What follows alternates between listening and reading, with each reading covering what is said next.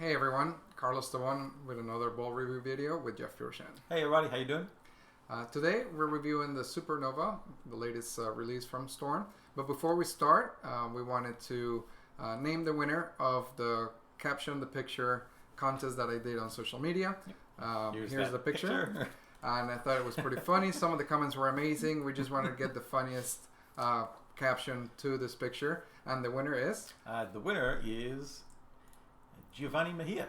And I think I was pretty accurate from what you were saying. Yeah, what the hell? I'm always thinking what the hell I got myself into, and you're always telling me what to do. So that seems exactly to fit. Spot on. Giovanni, I'll get in touch with you. I'll get you a Cool Week t-shirt of your choice.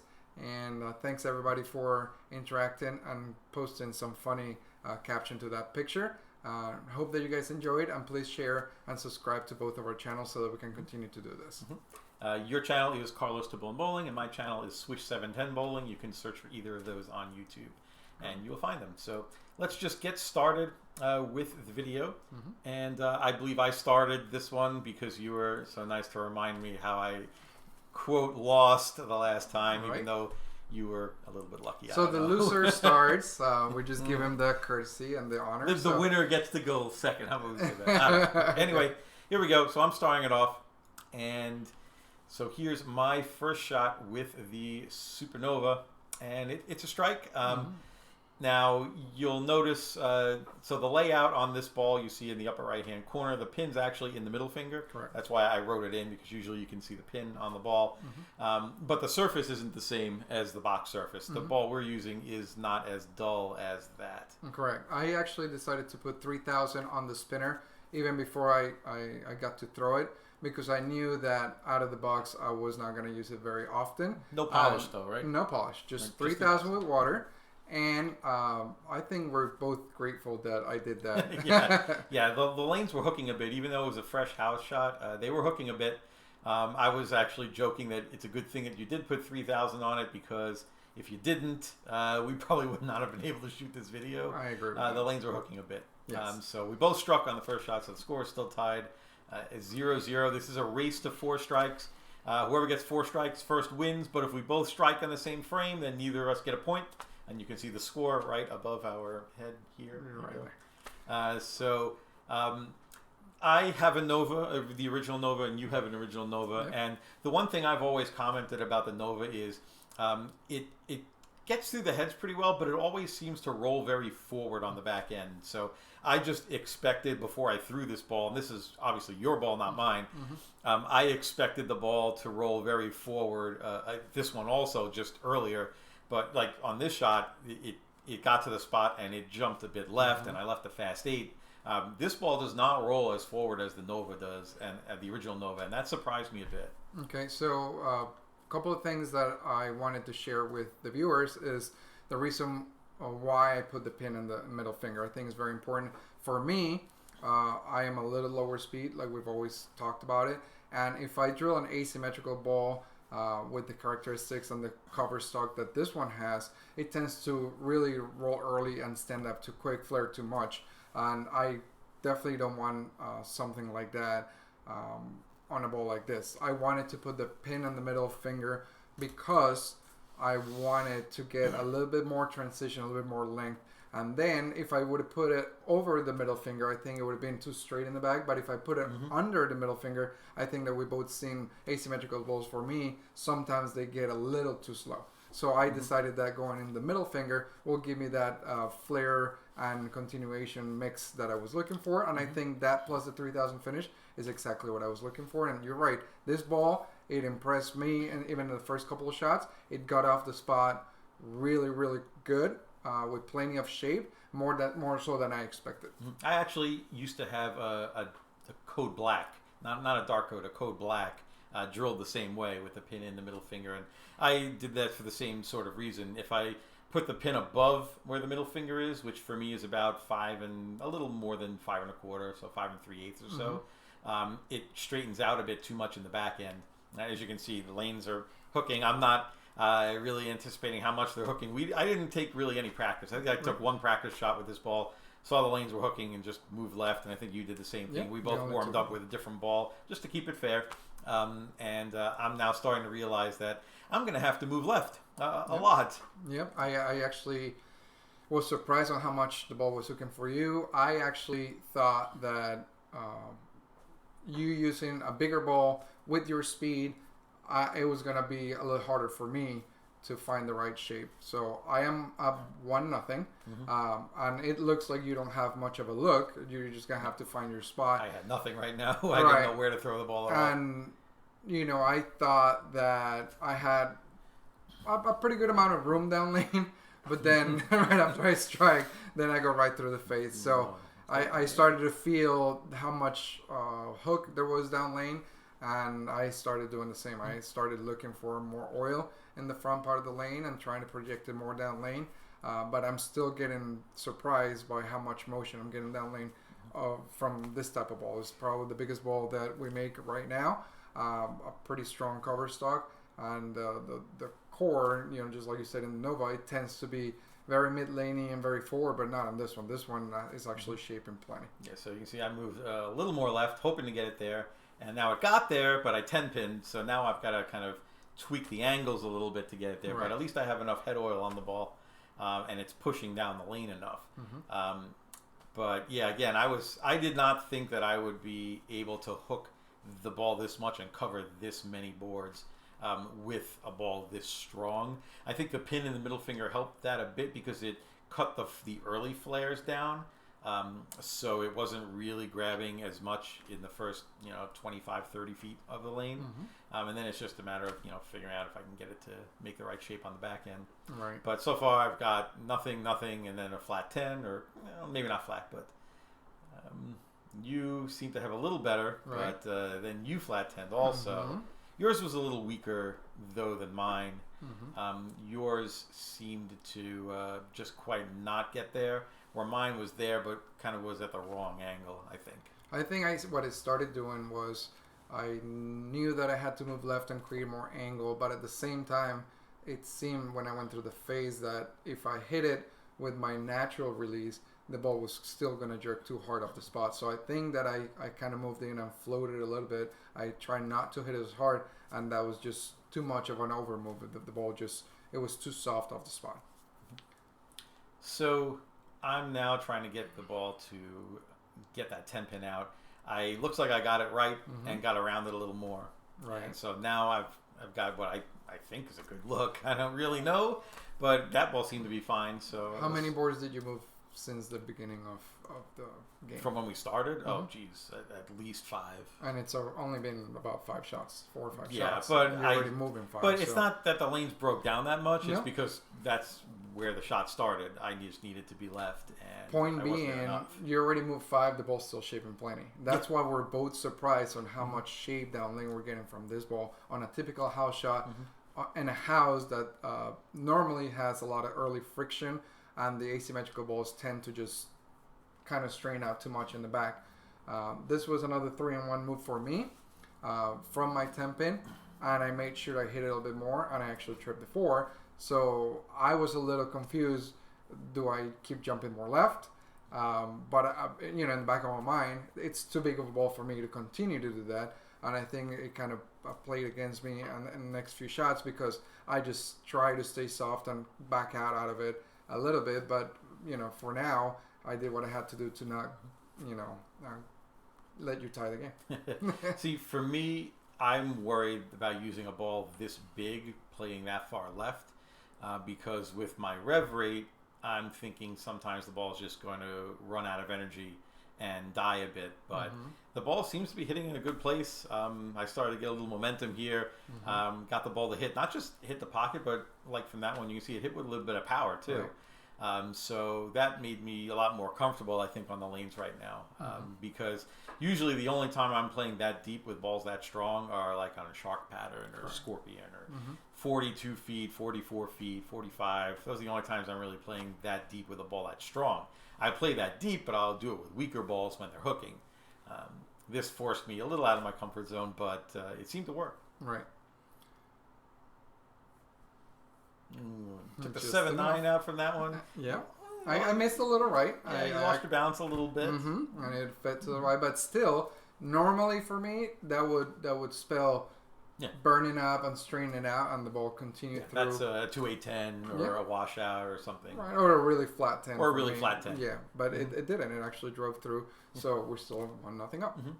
So how do you see this ball complementing the Nova then? Because usually it's the lower ball that's a little more angular, but these two releases seem to be a little reversed. Yes, I agree with that. I think that the more I thought about it after we're done shooting this video, the more I thought that I could keep the Supernova more for a transitional, like we're talking about tournament and patterns, because I put the 3000 on it, and because with the pin in the middle finger, I could keep it more in front of me, knowing that it's going to give me plenty of shape down lane. I think the Nova for me, it was better on the fresh. I think I can actually keep it with a little bit more surface, maybe even a 2000, and throw it on the fresh because it's a little smoother down lane, so it will require more help from the lane. That's the way I equate it. I've talked about it in other videos. If I'm getting more help from the lane, I'm using smoother stuff. If I'm not getting help down lane from the lane or the pattern, I look for balls that have more shape down lane. So you're right. I think that I'm going to be able to use them a little bit backwards. I'll use the regular Nova on fresh, and I can actually use this on transition.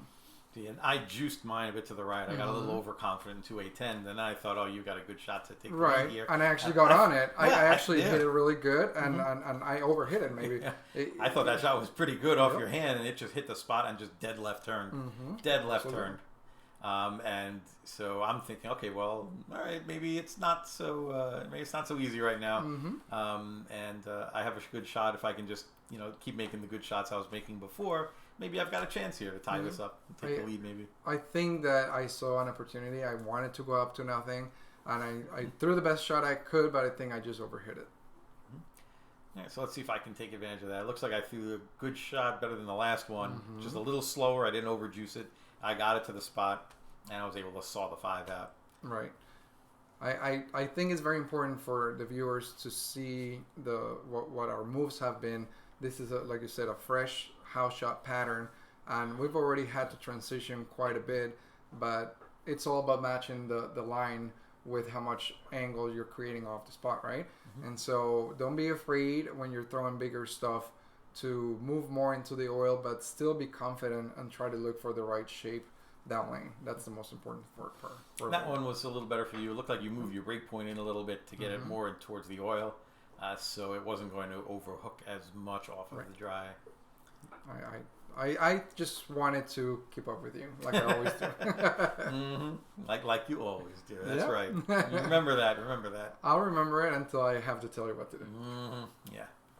Shout out to Giovanni. Yeah. The core. Let's talk about a little bit of the core. It's very dynamic. This is a proven core from Storm internationally. There was a series of balls that was put out where they used this core, and it was so good. And it took them a while, but they finally brought it here and they put it in the Nova series. The numbers on a 15-pound ball, Nova or Supernova, are 249 RG, and then the differential is 052, and then the PSA or intermediate differential is 0.19, which is high. It's very, very high. I attribute that down lane motion to that part of it, and how much of a difference you have between the y-axis and the x-axis on the core.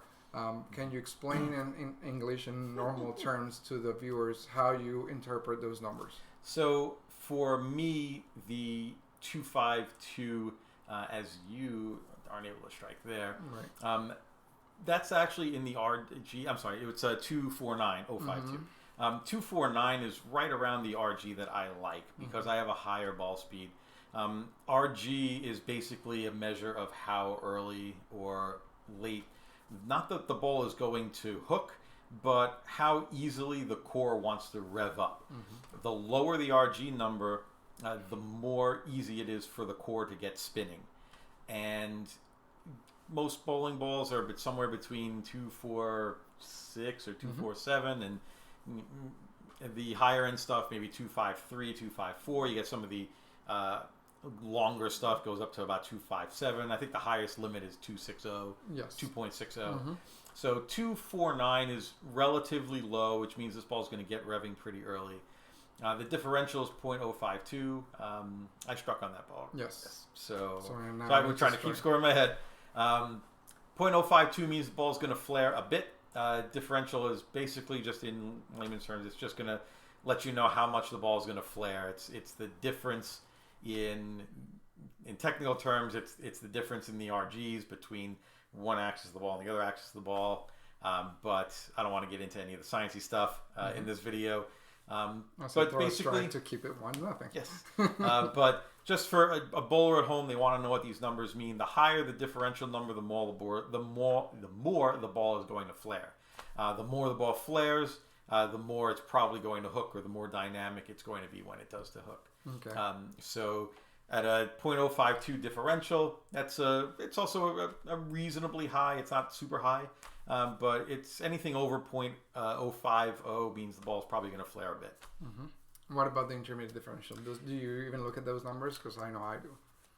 For me, the intermediate differential is something I look at when I want to see the shape the ball is going to make. It's only a consideration in asymmetric balls. The intermediate differential in symmetric balls is 0.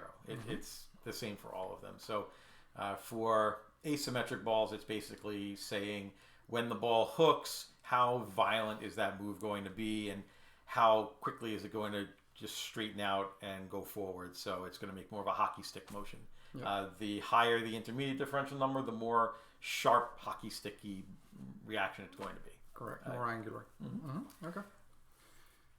And anything above .014 or 5 is starting to get into pretty strong territory. Correct. Hey, so a new 10 pin. Yes. Hey, I finally tied it up. All right. After us going back and forth with strike and open, finally I'm able to get on the board here. Okay. A little momentum, maybe?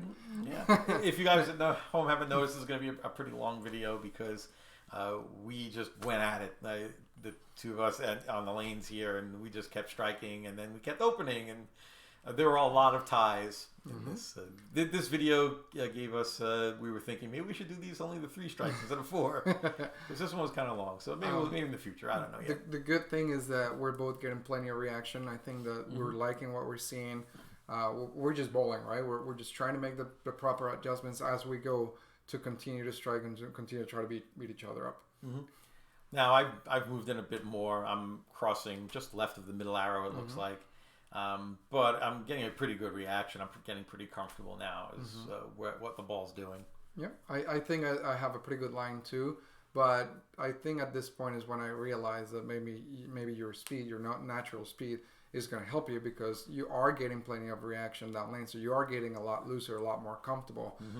It seems as though I needed to be a little bit cleaner with my release to not get the ball to hook up because I have lower speed. So I just had to focus a little bit more on my release and making sure that I got it down lane and didn't hook early. I think you've struck several times in a row.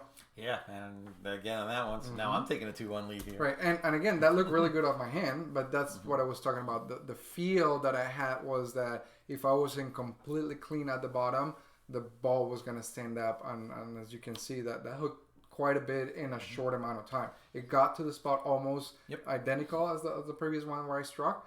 The one before, because I rang a 10 on the previous one, but then it actually hooked even more. So now I got to start, going left and searching it, which is not typically what I would do on a regular transition on my arsenal. I would just go to something that has a cleaner cover stock with maybe just as much flare to kind of counteract the friction that I'm seeing from the lane at this point. See, for me, it's kind of the opposite. I would usually take out something shinier that I can move a bit right, but the way this ball is reacting, I would probably actually just use this. Like, if anytime I can stand left and just throw it right and know that the ball is going to come back and it's not going to roll out or leave a 10 pin or an 8-10 or something, something like that. Like I'm standing pretty far left and I'm getting this ball pretty far right and it's coming back with power. Now I'm just free swinging the ball. Like, it's just, it's just getting off my hand and going, and I'm feeling really good right now. The swing is loose, as Randy Peterson says. I just had one thought after you threw that one. I'm in trouble.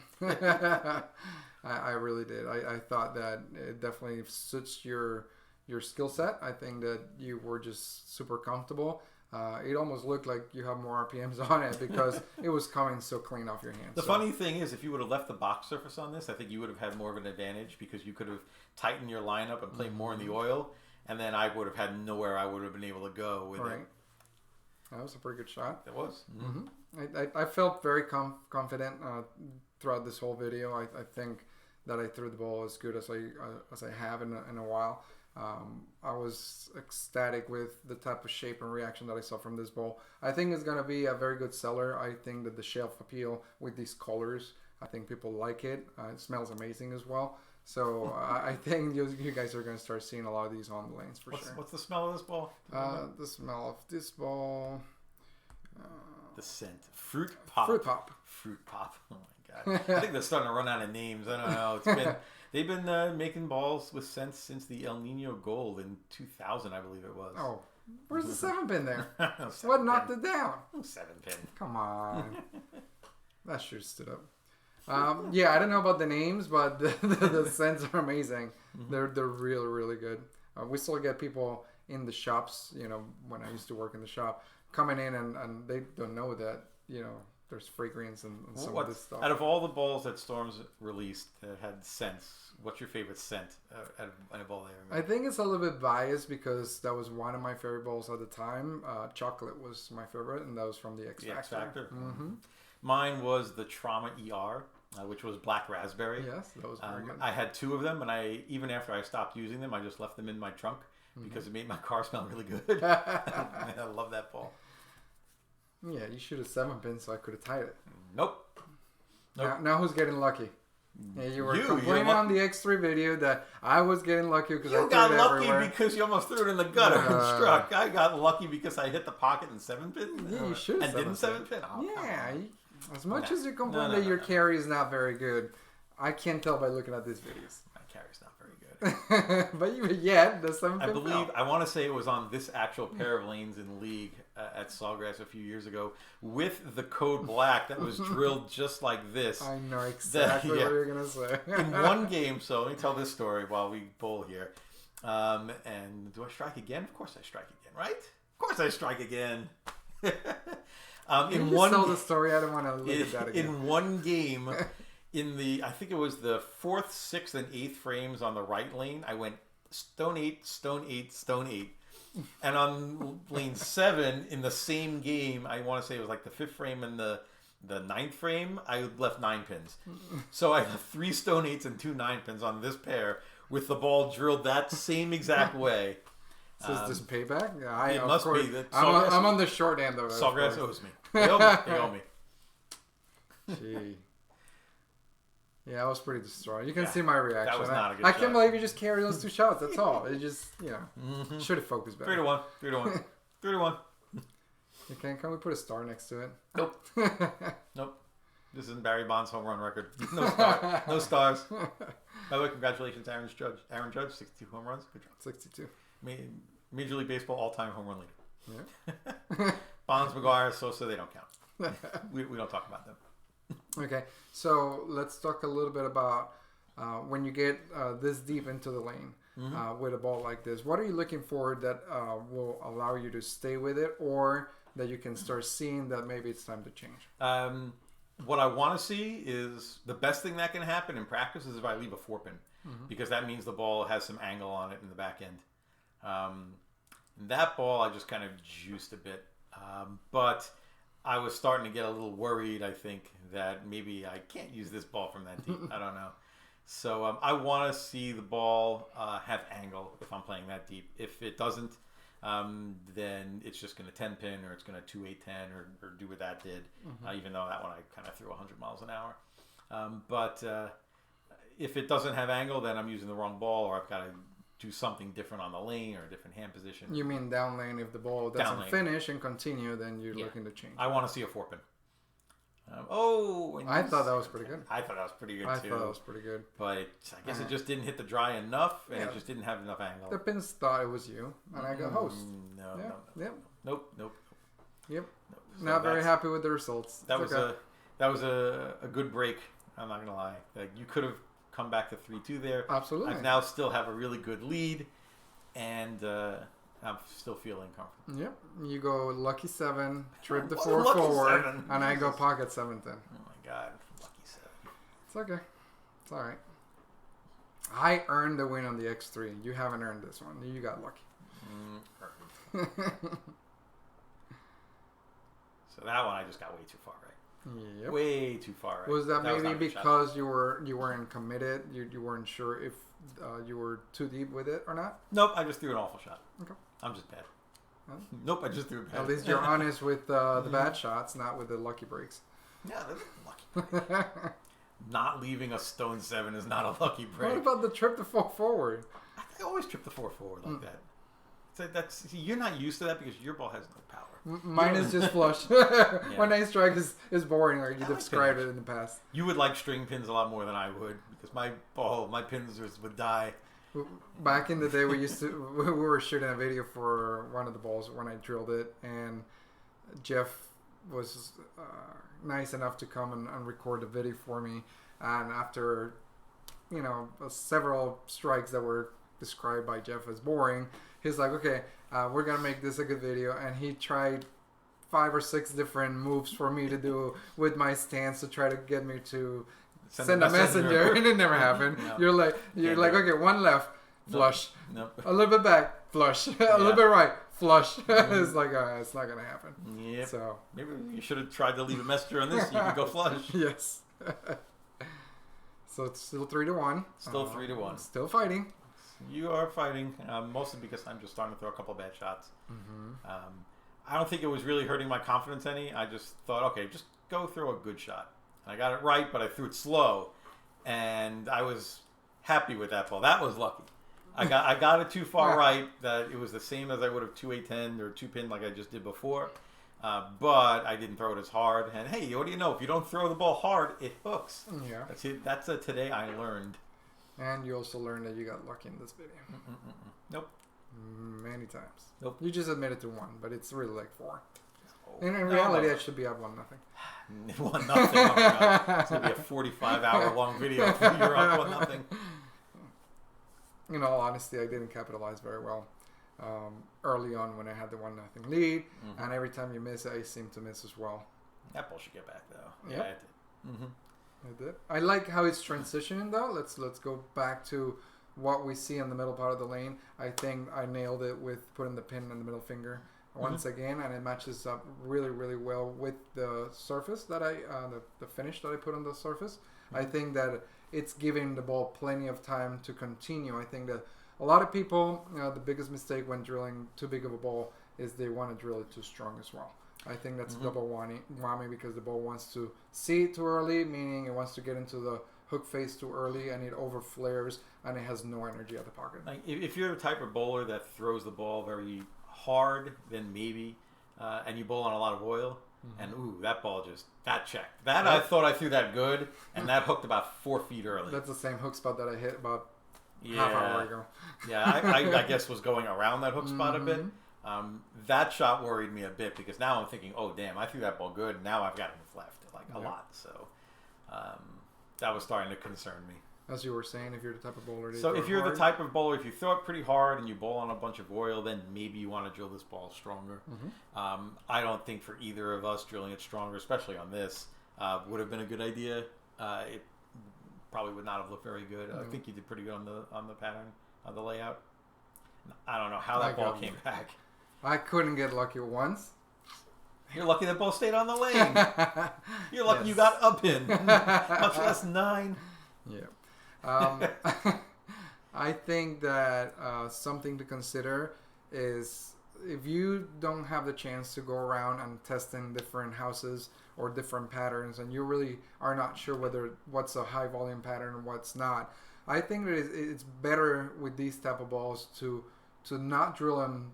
A lot of people come in and say, oh, drill a maximum hook. I think that start testing, more intermediate drilling patterns. I think being a little bit more conservative with the pin placement will help you see ball motion better. I think a lot of people just get stuck with these balls and they come in every week after week and put 500 grit on it. It's because they don't see any down lane shape, and they think that by adding more surface and drilling them super strong, is going to help them do that, and it's quite the opposite. The more surface that you put on a ball, and the stronger or closer the pin is to your axis, you're going to get the ball to stand up and stop moving, through the pins overall.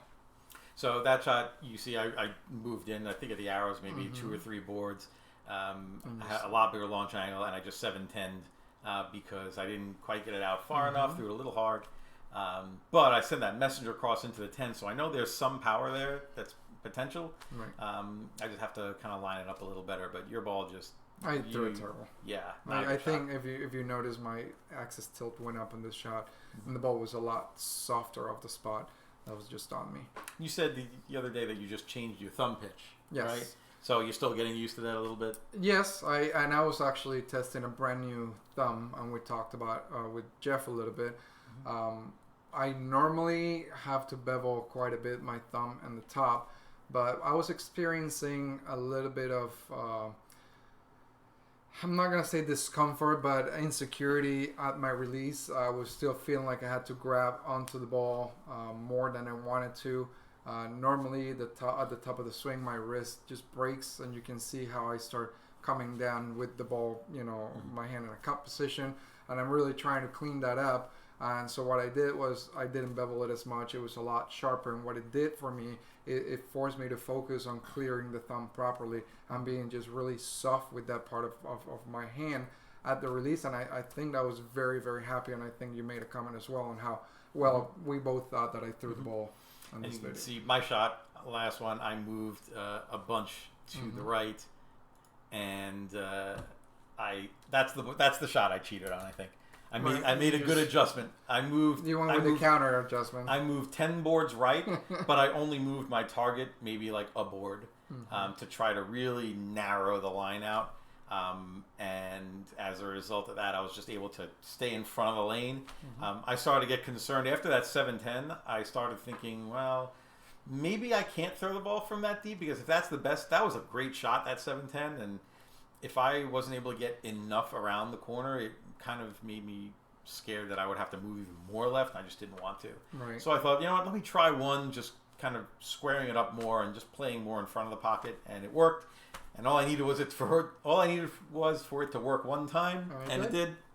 So I got the win, 4-1. Yep. So you're now up 5-4 in the season series. So I'm making a comeback, hopefully. Again, thanks to Ken Vitalis and Sawgrass Lane for allowing us to shoot the video here. Yes, thank you very much, Ken, for putting up with all my crap. I appreciate it. And as always, thanks to Cool Week, to Storm, and to Turbo for supporting my efforts and believing in my vision. Thank you guys for watching, and until next time. Yep, see you guys later.